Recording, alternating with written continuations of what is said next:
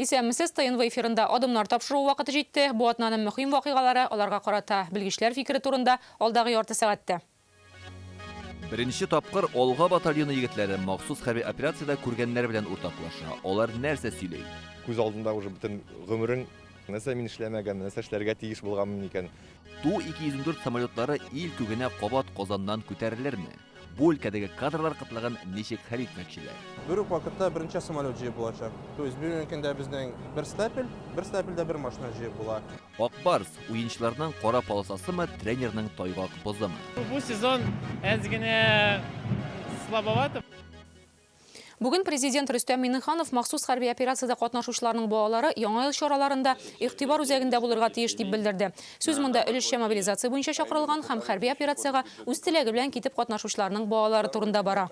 Особым вниманием необходимо охватить детей, мобилизованных граждан и добровольцев, выполняющих задачи по СВО.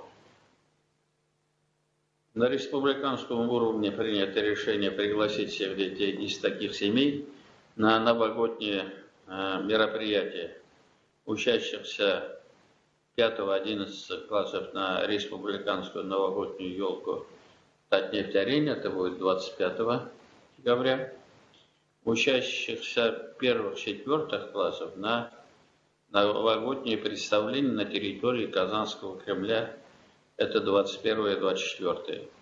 Бүген махсус хәрби операциянең 269-нчы көне. Безнең илдән 15 меңнән артык кеше анда үз теләге белән контракт төзеп катнаша. Бу санны ноябрь башында Россия Кораллы көчләре генераль штабының мобилизацияны оештыру идарәсеннән Александр Тюляганов җиткергән иде. Безнең республикада контракт вакыты чыгып яки яраланып кайтучы егетләр бар. Кемдер туган җиренә кайткан, кемдер контрактын озынайтып, хәрби бурычны үтәвен дәвам итә. Алар кырдагы хәрби шартлар белән яхшы таныш, үлем белән күзгә күз очрашкан, анда үзеңне тоту кагыйдәләрен белә һәм өлешчә мобилизациягә эләгүче егетләргә әйтер сүзләре бар. Алия Хәйретдинова беренче тапкыр Алга батальоныннан берничә егет белән аралашты.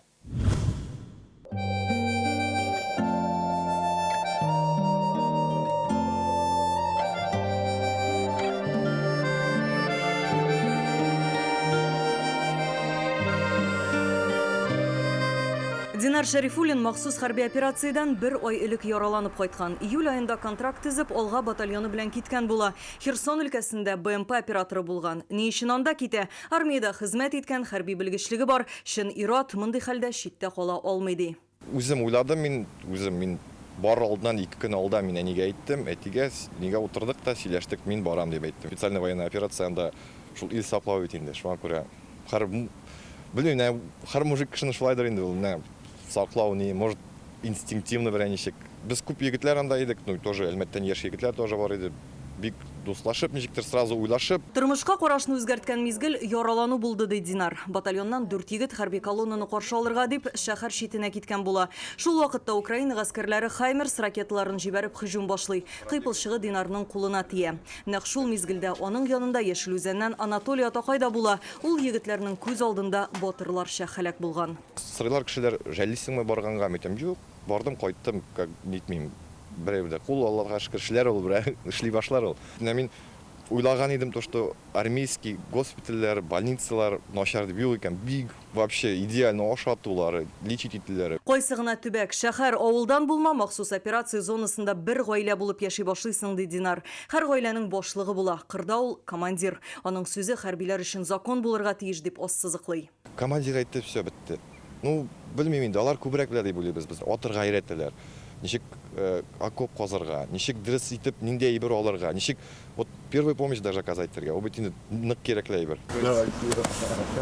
Отлично, вы как? Әлмәттән алар өч дус гел бер-берсенең хәлен белешеп торалар. Евгений Васильев армиядә Түбән Новгородта хезмәт иткән була. Взвод командиры урынбасары. Башка хәрби тәҗрибәсе моңарчы булмаган, Украина Алга батальонындагы тормыш күп нәрсәгә өйрәтте ди. Просто из-за ошибки одного человека погибают многие, десятки, сотни человек. Бер кеше хаталанып, унлаган, йөзләгән кеше хәлак булалар. Иң беренче хата рөхсәтсез телефон кабызу. Россия симпсы куелганнарын бигрәк тә. Дроннар гел өчеп йөри, мизгел дигәндә күреп алалар. 5 минут эчендә артиллерия утасында калырга мөмкинсең. Икенчесе, командир сүзен гел тыңларга кирәк, иптәшләргә ярдәм итәргә. Шул вакытта геройланып алга чыкмаска. Не знаю, слушаться, быть слаженными, друг другу помогать. Алкоголь уж там продают, конечно, бабушки там в магазинах. все продают, его ни в коем случае пить нельзя. Украинада аракы сатучылар адым сайын арзаннан гына анда хәмер турында бөтенләй онытырга кирәк. Аяк, салкын акыл белән эшитсәң генә үзеңне саклап калып була. Тәмәке тартуны онытып торырга кирәк. Аның кечкенә генә утында күреп алалар. Снайперлар бик яхшы эшли.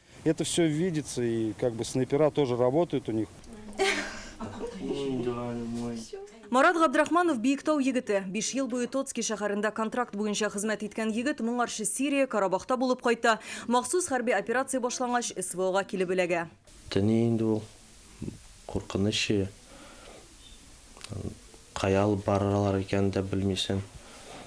Шунда тиге бронежилетта, каскада баргач авырак инде, конечно. Мондый кешеләр, простой кешеләр дип әйтим инде. Кайберсе тиге каршы аладыр инде, җылап, кычаклап. Кайберселәре сез ничә монда килдегез дип, нәрсәгә монда ничисез сез дип. Маратны өйдә әбисе, әнисе, хатыны көтә. Махсус хәрби операция зонасында ул бер туган инесе белән була. Марат танкларны ягулык белән тәэмин итеп торса, энекәше Азат хәрби кирәк-яраклар ташый. Бөтенедә бер җитә, просто кайбер вакытта обеспечение барып җитә алмый алга. Ләкин обстрелга ләгәләр, тагын шулай калау. Аннары кешеләр әйтә башлый инде. Безгә бер нәрсә дә җитми дип. Без үзебез белән мунча алган идек. Әйбер КамАЗда прицеп шикелле вагончик. Шунда мунчаларга кереп, көн сайын мунча ягадырык, киемнәрне жуадырык. Командир безгә һаман хотя бы 1-2 сәгать бирәдер. Тиге шәшене кистерергә, үзенне карарга дип инде. Марат кызы туасын белгәч кайтырга булган. Энекәше әле дә анда. Аның белән гел аралашып торалар икән. Бүген дә элемтәгә чыктык. Азат, сәлам. Сәлам, Марта. Ничек хәлләр? Әйбәт үзендә? Нормально, ничисез әле? Киемнәрне жуып алам. Жуыры куйдым мин. Туган як сагындырамы, Марат? Сагындыра. Вообще, ансыз булмый инде бәрбер. Туган яктан килеп торган хат, хәбәрләр, җылы сүзләр, гуманитар ярдәм күңелне җылыта дип искә төшерә егетләр. Киртер Казахстанга киткән, кемдер Кыргызстанга, кемдер Белоруссиядә уже. Знакомылар күпме шуңа. Тоже белмим да, но алар белән сөйләшмим инде мин хәзер. Чөнки мәйтәм, сез инде егетләр буласыз инде, алайса сез булай качып. Начинаешь думать по-другому, начинаешь ценить больше, да, там близких своих, еще кого-то. Материальные ценности какие-то начинаешь больше ценить. Минем каршыдагы егет вафат булды. Шуңа күрә, и уйлыйсың, ничек миңа менә Нитеньке повезло. И раз миңа Аллаһ Тәгалә тагын бер ни биргән, шанс аны кадерләп яшәргә кирәк, максимально ни булырга тиеш, польза китереп. Бар кешеңне җыеп торып бас. Бер егылып торган егылмас. Алга атла. Әлмәт Биектау районыннан Алия Хайретдинова, Ленар Хуҗа Әхмәтов, Гадел Миндубаев. Адымнар. Быел біз ешқына илнің технологик суверенитеті деген түшінчәні іштәбіз. Ол дәулетнің фән техника, сәнәғат өлкәсінде шетел технологияларына бейлілікні киметіп, бітіріп, иқтисатны жәйілдіруні күзде тұта. Россияға қарата бір артлы санкциялар кіртіле башлағаш, бұл мәселе тағында активлашты. Технологик мүстәқиллік тұрмышқа ашырылырға тиеші тармақларының бірсі авиация сәнәғаты. Бұл атнада Россия хөкүмәте авиадвигателләр жетіштіру үшін 44 миллиард сум үстәмә ақша бөләчәген білдірді. Ол пассажир ертуші һәм хәрби ұшышларға двигателләр ясау үшін тұтылачақ. Чөнки быелғы хәлләрдән соң шетелдән самолетлар сатып алуына түгел, аларны карап төзәтеп туруда кыйынлашты. Казанга бәйләп әйтсәк, сүз алдагы 2 елда Ту-214 самолетлары өчен 20 дәнә двигатель җитештерү турында бара. Димәк, якынча шул сандагы самолет безнең республикада җитештерелергә мөмкин. Аннан алданрак 2030 елга кадәр 70 самолет җыю планы турында әйткән иделәр. Рания Абдрахманова Казанның авиация заводында булып, хәзер бу самолетны ясау өчен нинди әзерлек баруын күреп кайтты.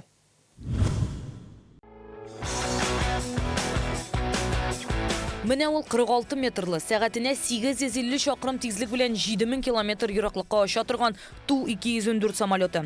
1996 елдан 2010-га кадәр Казанда 2 дистәгә якын шундый пассажирлар ташый торган очкыч җыела. Алар Россиянең төрле авиакомпанияләренә сатыла. Әмма чит ил лайнерларын файдалы шартларда сатып алу мөмкинлеге барлыкка килгәч, Ту-214-кә ихтыяҗ бетә. Тик менә хәзер офыкта кабат үзебезнең илдә җитештерү ихтималы күренә башлады.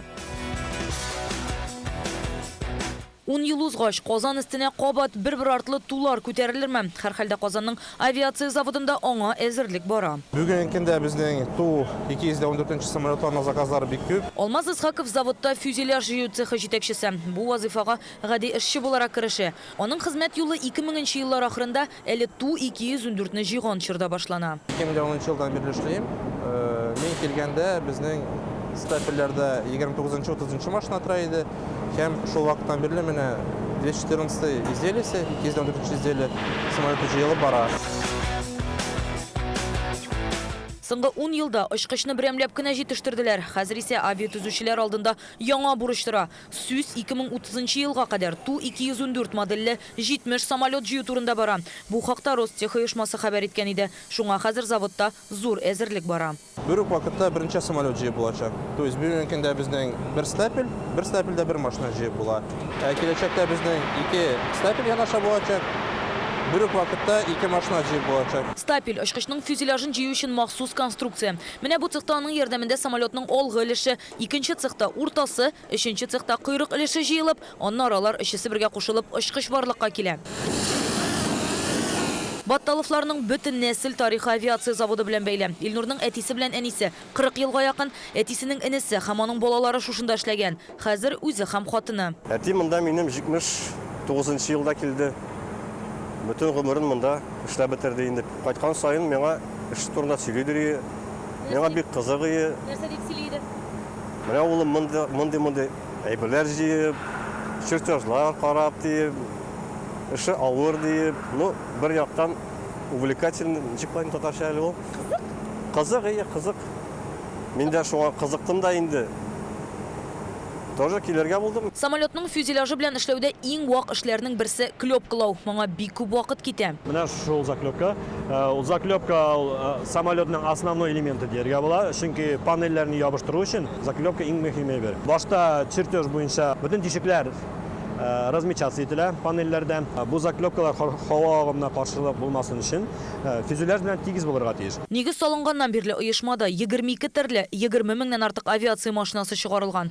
Ant-3, P2, Ту-22М, Ил-62М, Ту-160. Бөек Ватан сугышы елларында P2 бомбардировщикларын гына да 10 меңне ясаганнар. Бүген стратегик ракета йөртүче Ту-160М җитештерелә. Быел менә Ту-214ләргә заказ булачак дигән хәбәрдән соң кадрлар туплый башлаганнар. Хәзерге вакытта безнең заводта Ту-214 самолетының производствосын күбәйтү бара. Моның өчен безгә күп специалистлар кирәк булачак.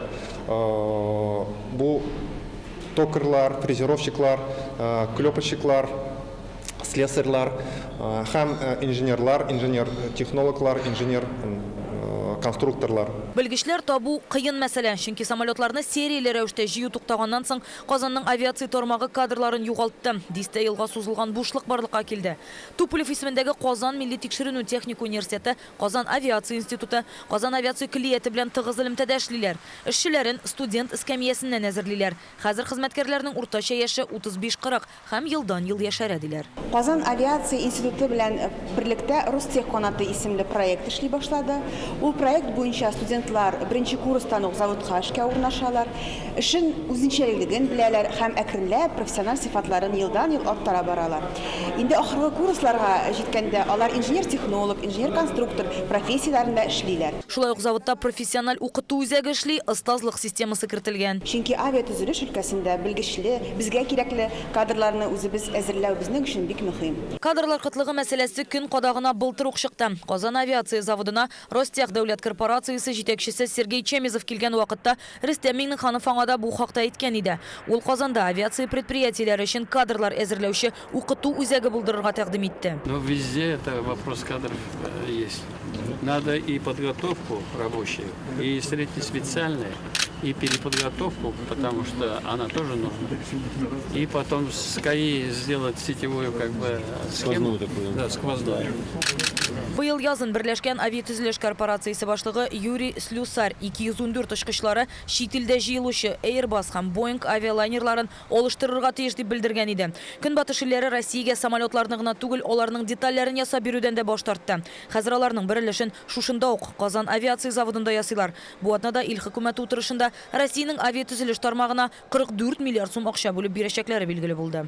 Перед промышленностью поставлены совершенно четкие задачи в этой сфере. Сәнәгать алдында төп төгәл бурычлар тора. 2 ел эчендә суперджетлар өчен 50 ПД-8 двигатель һәм урта магистральле Ту-214 өчен 20 двигатель ясарга кирәк. ПС-90А для среднемагистральных Ту-214. Безнең бу 214-нче изделиедә төрле компоновкалар бар, күбәйбер заказчиктан тора. То есть заказчик нинди компоновка сорый, шундый компоновка белән самолет җыела. То есть булырга может бизнес-класс, эконом-класс. Күбесенчә монда заказчиктан тора. Ростехта хәбәр итүләренчә, Ту-214 самолетлары Аэрофлот, Red Wings һәм башка авиакомпанияләр өчен төзеләчәк. Әлегә алар Далавия, Трансаэро, Россия оешмаларында эшли иде. Нигездә Хабаровскидан Мәскәүгә, Япониягә, Кытай, Сингапур, Көньяк Кореяга очалар. Рания Абдрахманова, Рәмзил Гарипов, Яңа гасыр каналы. Уфа Казан арасы, йөгереп кенә барасы, дуслык юлын якын иткән татар башкорт баласы. Шагыйрь Рамил Шурагуловның шигыре бу. Бүген аны Уфада Башкортстан татар конгрессының съездында укыдылар. Быел күрше республикадагы татар оешмасы ачылганга 25 ел тулган. Аңа бүген 4000-дән артык әгъза керә. Алар тел, мәдәният, сәнгать, гореф-гадәтләрне саклау өчен тырышып йөрүчеләр. Башкортстанда бүген 4 татар мәктәбе, 2 татар дәүләт театры эшли, татар телендә тапшырулар, газет-журналлар чыга. Милли белем бирү һәм сәнгатьтәге бу уңышлар ширек гасырлык башлаган эшнең җимеше диләр. Эшләп бетерә алмаган проблемалар белән дә уртаклашалар. Аларның да әйтер сүзе бар. Уфадан Фәйрүзә Мәҗитова репортажы. Башкортстанның йөрәге Уфа каласы. Милләттәшләребез күпләп яшәгән икенче баш кала. Тарихыбыз өчен монда истәлекле урыннар күп.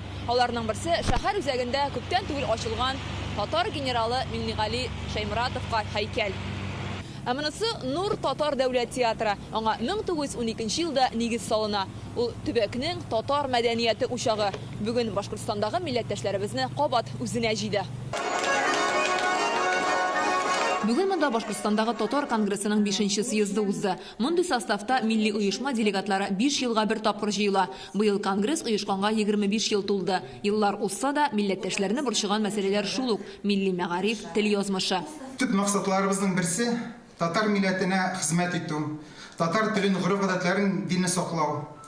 Икенчедән, республикабызда халыклар дуслыгы саклау һәм ныгыту. Конгресс рәисе Захир Хакимовның сүзләре белән залдагылар килешә. Телне саклауның бердән-бер юлы милли мәгарифне үстерү. Композитор, җәмәгать эшлеклесе Алик Лукманов 1997 елда Башкортстанда татар конгрессын оештыручыларның берсе. 90-нчы елларда милли күтәрелеш чорында республикада татар мәгарифен көчәйтү буенча күбрәк эшлисе калган. Хәлләр хәзерге кебек аяныч булмас иде ди. Безгә кирәк булган бүтән игътибарны мәгарифкә ташларга. Балалар белән эшләргә, укытучылар белән эшләргә, ата-аналар белән эшләргә. Балалар урысча гына сөйләшәләр. Урысча уйлыйлар, урысча аралашалар. Шуның өчен бу безнең зур, булай әйткәндә, бәлабез. Башкортстанда татар гимназияләре эшли. 4 алар. Шуларга өстәп узган ел Нефтекамада полилингваль мәктәп ачыла. Башкорт теле дәүләт теле буларак барлык мәктәпләрдә укытыла. Татар теле исә туган тел буларак әти-әни гаризасы белән генә укытыла ала. Укыйм дип гариза язучылар елдан-ел азая икән. Һәр баланы мәктәпкә укырга биргәндә ата-аналар гариза яза.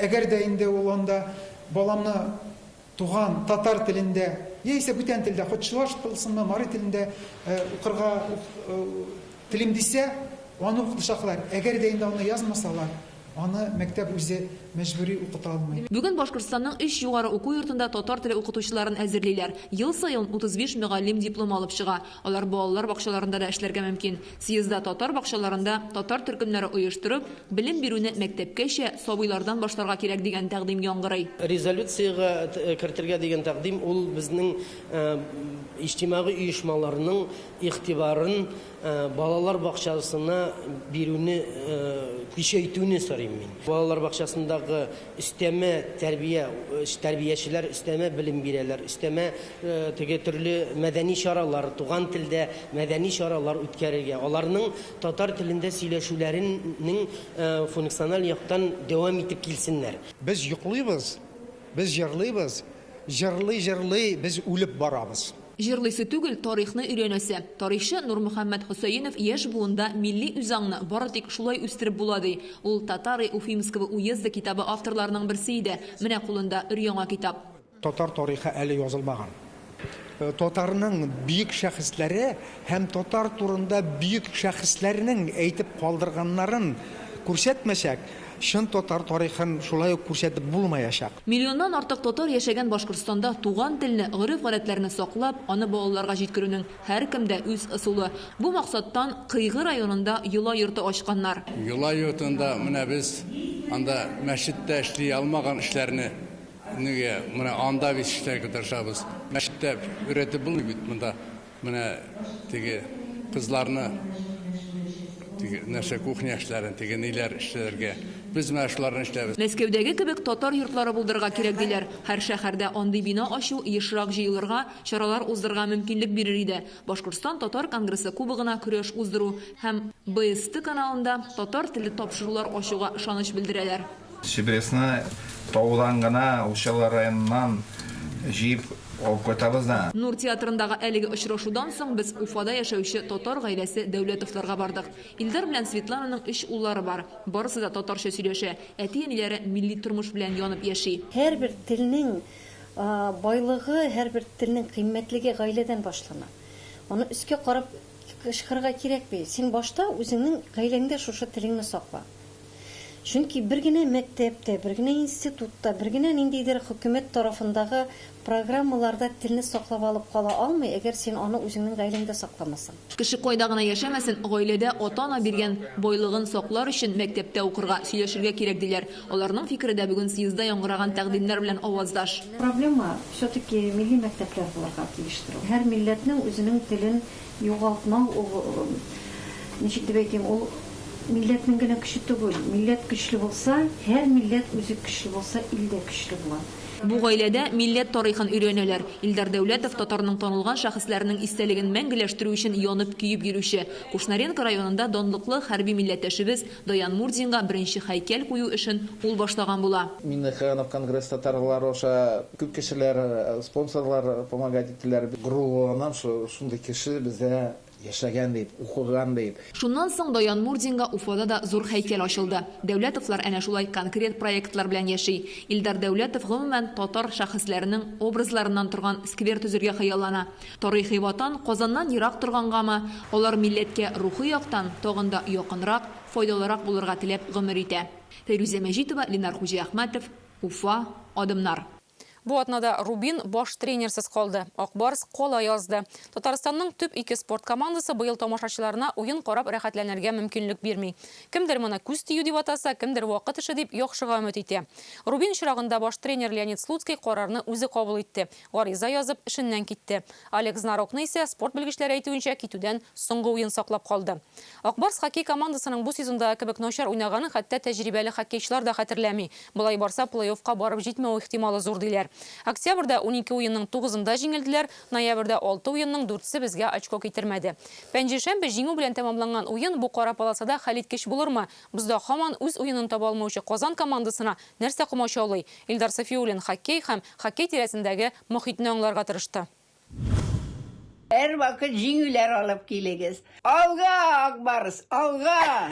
Әллә Гали апаның шушы сүзләре хәер-фатиха булды, әллә башка сире бар. Бу атнада Акбарс җиңде. Рөстәм Миннеханов социаль селтәргә куйган шушы әбиле роликтан соң хоккейчылар аның йөзенә кызыллык китермәде. Бисмиллаһир-рахманир-рахим. Эй, гелләрем. Бүген мин сезгә куанып сусибәм инде. Кичә Акбарс җиңде. Роликта төшкән Гали апа Оренбур өлкәсенең Султакай авылыннан яше 77-дә Казаннан ерак булса да ул кичләрен телевизор экраны аша башкалага кайта һәм яраткан командасы өчен җан ата. Biz кычкырабыз гол, кычкырабыз әйдәгез, кычкырабыз Акбарс алга. Роликны Гали апаның оныгы Алия төшергән, команданы рухландырасым килде. Бу минем әби, минем картени, ул хоккей ярата, карый һәм җиңү тили Акбарска. Бу сезонда голлар аз булса да халык күп йөри. Җанатарлар барганда да, кайтканда да уен нәтиҗәсе турында сөйләшә. Составта йолдызлар күп, бердәмлек юкмы? Тренер белән мөгамәлә барып чыкмыймы? Бросать надо шайбу. Күбрәк голлар кирәк, да? Ну, чтобы выигрывать, надо бросать. По броскам, вот даже в статистику харыбыз, анда азряк безнең командада. Бу сезон әзгенә слабовато было. Акбарс алга. Тәҗрибәле тренер, спортта сатаклы хоккейчы Геннадий Мастов Акбарстарның бу сезондагы җиңелүләренә битараф кыла алмаган тагын бер тамашачы. Ул проблеманы тирәндәрәк күрә. Каждый болельщик хочет каждый раз, чтобы Акбарс выиграл. Әлбәттә, җанатарлар һәр чак җиңү көтә. Һәм нинди команда уңышка ирешә аласың. Бары тик бер йодрык булып тупланган коллектив кына көчле. Тренерның да, уенчыларның да уртак фикердә булуы шарт. Аннан соң тырышмыйча, тирләмичә генә җиңү булмый ул. Һәркем үзен аямыйча алга омтылырга тиеш. Бердәмлек һәм аңлашу булганда гына уңышка өмет бар. Приходит победа.